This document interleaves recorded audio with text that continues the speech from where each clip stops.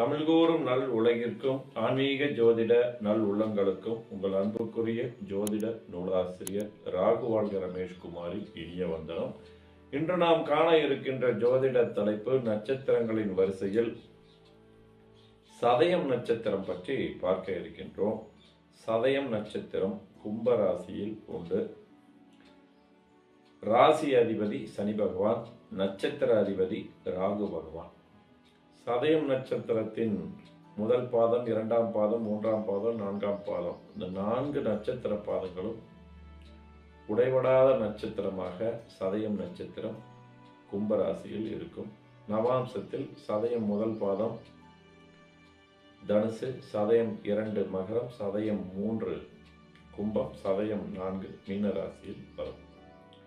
சதய நட்சத்திரத்தில் பிறந்தவர்களுக்கு பொதுவாகவே தஞ்சை மாமன்னர் ராஜராஜ சோழனை அறிவார்கள்.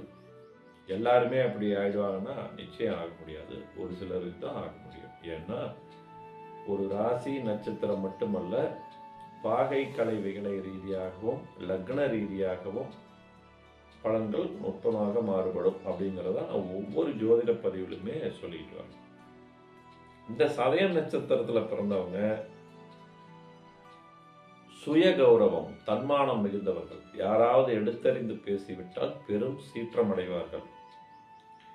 தன்னை பற்றி இல்லாததும் பொல்லாததும் கூறிவிட்டால் பொறுத்து கொள்ள மாட்டார்கள். எனவே கவனத்துடன் இவர்களிடம் பழக வேண்டியது அவசியம். பெரும்பாலும் உத்தமமானவங்களாகவே இருப்பாங்க. ஆனாலும் சதயம் நட்சத்திரத்தில் பிறந்து சந்திரனை ராகு, கேது, சனி சம்பந்தப்பட்டு குரு பார்வை இல்லாமல் இருந்தால் தவறான செய்கைகளுக்கு ஆளாக நேரிடும். கவனம் தேவை. உடல் நலனில் அக்கறை செலுத்த வேண்டும். இதமானவர்கள், அறிவாற்றல் உடையவர், நல்ல தோற்றத்தில் அக்கறை செலுத்தக்கூடியவர், உண்மை நேர்மையை மதிக்கக்கூடியவர்,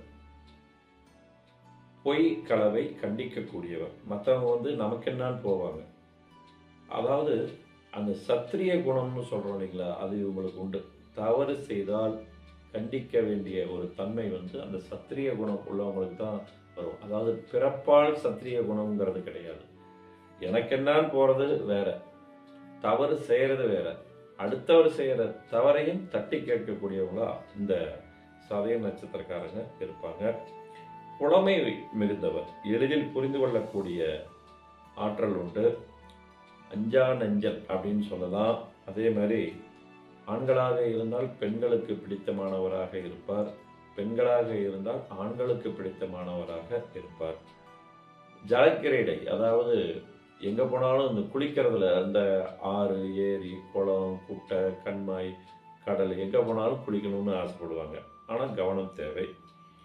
உதாரணத்துக்கு இப்போ ஒருத்தவங்க கடகலக்கணத்தில் பிறந்து சதயத்தில் பிறந்தாங்கன்னா ரொம்ப ரொம்ப கவனம் தேவை. ஏன்னா இவங்களோட பலகீனமே அந்த பார்த்தோன்னே குளிக்கணும்னு நினைப்பாங்க. ஆழம் தெரியாமல் காலை விட்டு மாட்டிக்குவாங்க. ரொம்ப கவனம் தேவை. அதே மாதிரி எத்தனை எதிர்ப்பு வந்தாலும் அதை எதிர்கொண்டு வெல்லக்கூடிய ஆற்றல் உண்டு. பொன், பொருள், ஆடை, ஆபரணம் உண்டு. அடுத்தவங்க மேலே அனாவசியமாக குறை சொல்லுவாங்க.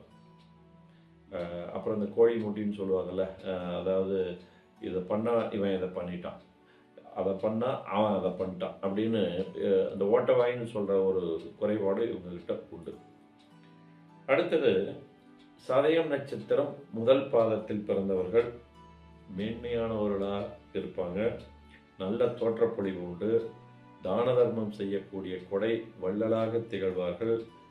சுத்தம், சுகாதாரத்தை கடைபிடிப்பவர். சாஸ்திரம், சம்பிரதாயம், ஆன்மீகம், ஜோதிடம், புரோகிதம் இதிலெல்லாம் அதீத ஆர்வம், ஈடுபாடு இவங்களுக்கு உண்டு.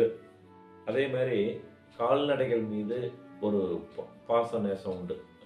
மனுஷங்க மாதிரியே அதுவும் ஒரு ஜீவராசி தானே அப்படின்னு ரொம்ப அது மேலே ஒரு ஆசாபாசத்தை வளர்த்திக்குவாங்க. பொருளாதார பலம் உடையவங்க. அடுத்தது சதயம் நட்சத்திரம் 2ஆம் பாதம். சட்டுன்னு கோபம் வரும் இவங்களுக்கு. தேவையில்லாத மனக்கவலை உடையவர். பிரித்தாளும் சூழ்ச்சியை கையாளக்கூடியவர்கள். இவங்களுக்கு கொஞ்சம் சுத்தபத்தம் கம்மியாக இருக்கும். என்ன காரணம் தெரியுமா? சதயம் நட்சத்திரம் முதல் பாதம், நவாம்சம் வந்து தனுசு, குருவின் வீடு. சதயம் நட்சத்திரம் இரண்டாம் பாதம், நவாம்சத்தில் மகரம், ராசியிலையும் சனி வீடு, நவாம்சத்திலும் சனி வீடு. அதனால தான் இவங்களுக்கு கொஞ்சம் சுத்தம் கம்மியாக இருக்குங்கிறது. அதே மாதிரி தன்னை விட அந்தஸ்து குறைவானவங்ககிட்ட பழகிற ஒரு சூழல் வரும். அது அவங்கவுங்களோட ஜாதகத்தில் சனியின் நிலைப்பாடை பொறுத்து, அதனால சில நல்லதும் நடக்கலாம், கெட்டதும் நடக்கலாம். அடுத்தது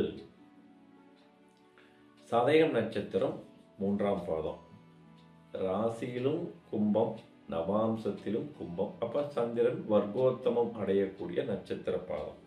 அப்போ தன்னுடைய கடமைகளை உணர்ந்து சிறப்பாக செயல்படக்கூடியவராக ஜாதகர் இருப்பார். அடிக்கடி பசிக்கும் இவங்களுக்கு. அப்புறம் வயிறு சம்பந்தப்பட்ட நோய்க்கு ஆளாக நேரிடும். அதாவது பசிக்கும் போது சாப்பிடணும், சாப்பிடாம விட்டா என்ன, அல்சர், வயிற்று புண்ணு சொல்லுவாங்க. அப்போ அந்த வயிற்று உபாதை ஏற்படும். அதே நேரத்தில் அடிக்கடி பசிக்குதுன்னு சொல்லிட்டு ஓவராக அதிகமாகவும் வயிறை வந்து செப்டிக் டேங்க் மாதிரி இப்படி போட்டுக்கிட்டே இருக்கக்கூடாது, டஸ்ட்பின் மாதிரி. அதுலேயும் கவனம் தேவை. அதே மாதிரி குணம் உள்ளவர், குணமானவர்களை அடையாளம் கண்டு போற்றக்கூடியவர். சில நேரங்களில் தேவையில்லாத மனப்பிறழ்வுக்கு ஆளாக நேரிடும்.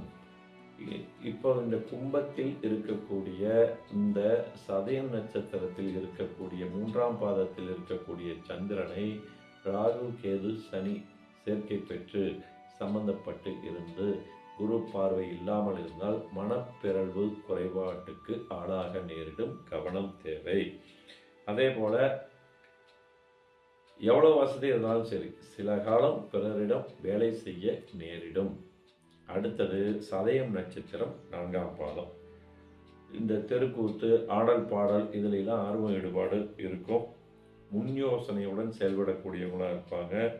சுய கௌரவம் உடையவர். அதே மாதிரி எண்ணிய காரியத்தை எண்ணியவாறு நினைத்ததை நடத்தியே முடிப்பவன் நான் நான் நான் சொல்லிக்கிறாங்க பாருங்க. அது இந்த சதய நட்சத்திரம் நான்காம் பாதத்துக்காரர்களுக்கு பொருந்தும். அதே மாதிரி இப்படித்தான் வாழணும், இப்படி வாழக்கூடாது, ஒரு மேன்மை, ஒரு ஒழுங்கை கடைபிடிக்கணும்னு நினைப்பாங்க. சுக சௌக்கியத்தோடு வாழக்கூடியவங்களாக இருப்பாங்க. அடுத்து இந்த சதய நட்சத்திரத்தை சமஸ்கிருதத்தில் சதபிஷக் அப்படிம்பாங்க. 100ஆம் நம்பருக்கு குறிக்கக்கூடியது. அந்த செஞ்சுரி அப்படின்னு சொல்லுவாங்கள்ல, அது சதயம், சதம் அடித்தார் அப்படின்லாம் சொல்லுவாங்கள்ல, அந்த மாதிரின்னு வச்சுக்கோங்க. அடுத்தது கடம்ப மரம் இந்த நட்சத்திரத்திற்கு உண்டானது. அதனால தான் இந்த கோயிலெலாம் பார்த்தீங்கன்னாலே, திருச்சி மாவட்டம் குளித்தலையில் கடம்பவனேஸ்வரர்னு ஒரு கோவில் இருக்குது. நான் நிறைய தடவை போயிருக்கேன், நிறைய அன்பர்களை அங்கேயும் போய் சொல்லியிருக்கேன். முகூர்த்த காலகட்டத்தில் அந்த கோவிலில் திருமணம் நடந்துக்கிட்டே இருக்கும். எளிமையான கோயில் தான், வடக்கு பார்த்த கோயில். யாருக்கெல்லாம் வாய்ப்பு கிடைக்குதோ அந்த சதய நட்சத்திரக்காரங்க சதய நட்சத்திரத்தை அன்னைக்கு போய் இங்கே வழிபடுவது சிறப்பு. அதே மாதிரி நாகை மாவட்டத்தில் கடம்பனூர், ஆதி கடம்பனூர் அப்படின்னு 2 கோயில் இருக்குது. அதேமாரி திருச்செங்கோடு அர்த்தநாரீஸ்வரரை வழிபடுவதும் இந்த சதய நட்சத்திரக்காரர்களுக்கு மேன்மையான பலன்களை தரக்கூடிய ஒரு அமைப்பு உண்டு. அதே மாதிரி பரணி, பூரம், பூராடம் நட்சத்திரக்காரர்கள் மூலமாக உங்களுக்கு மேன்மையான பலன்கள், அன்பு, அரவணைப்பு, ஆதரவு, அனுசரணை இதெல்லாமே கிடைக்கும். அதே நேரத்தில் கிருத்திகை, உத்திரம், உத்திராடம் நட்சத்திரக்காரங்கிட்ட இருந்து கொஞ்சம் விலகி இருப்பது நல்லது. அதே மாதிரி பூரட்டாதி, விசாகம் நட்சத்திரக்காரர்கள் மூலமாக தனம், குடும்பம், பொருளாதார பலன்கள், அபிவிருத்தி கிடைக்கும். அதே மாதிரி பார்த்தீங்கன்னா ரேவதி நட்சத்திரக்காரங்க கிட்ட பழகுங்க, ஆனால் அவர்களுடைய பேச்சில் கவனம் தேவை. அதே மாதிரி புனர்பூஷம் நட்சத்திரக்காரங்க கிட்ட பார்த்தீங்கன்னா அந்தரங்க விஷயத்தை பகிர்ந்து கொள்ளாமல் மேலோட்டமாக பழகி கொள்வது நல்லது. அதே மாதிரி சித்திரை நட்சத்திரக்காரங்க கிட்ட ரொம்ப கவனமா இருக்கணும். அதாவது குறிப்பா பணம் கொடுக்கல் வாங்கல் இதுல வச்சுக்காம இருக்கிறது ரொம்ப நல்லது. கேட்டை நட்சத்திரக்காரர்களிடமிருந்து விலகி இருப்பது நல்லது. இந்த மாதிரி நட்சத்திரத்திற்கு பலன்கள் இது என்று கூறினாலும் கூட அவரவர் ஜாதகத்தில் லக்ன ரீதியாக திசாபுத்தி ரீதியாக பலன்கள் நுட்பமாக மாறுபடும். நேர்களே, உங்கள் ஜாதகத்திற்கான வழிகாட்டுதல் பெற விரும்பும் அன்பர்கள் அடியேனின் வாட்ஸ்அப் கைபேசி எண் 96 29 15 97 என்ற எண்ணிற்கு உங்களுடைய பெயர், தாய் தந்தை பெயர், உங்களுடைய ஆக்சுவல் டேட் ஆஃப் பர்த், பிறந்த தேதி, பிறந்த மாதம், பிறந்த வருடம், பிறந்த நேரம், பிறந்த கிழமை, பிறந்த ஊர் விவரங்களை தெளிவாக குறிப்பிட்டு வழிகாட்டுதலை பெறலாம். மேலும் நமது ராகு வாழ்க அஸ்ட்ரோ டிவியை தொடர்ந்து பார்த்து ரசித்து லைக் பண்ணுங்கள், கமெண்ட் பண்ணுங்கள், சப்ஸ்கிரைப் பண்ணுங்கள், ஷேர் பண்ணுங்கள். மீண்டும் நல்லதொரு பதிவில் சந்திப்போம். நன்றி, வணக்கம்.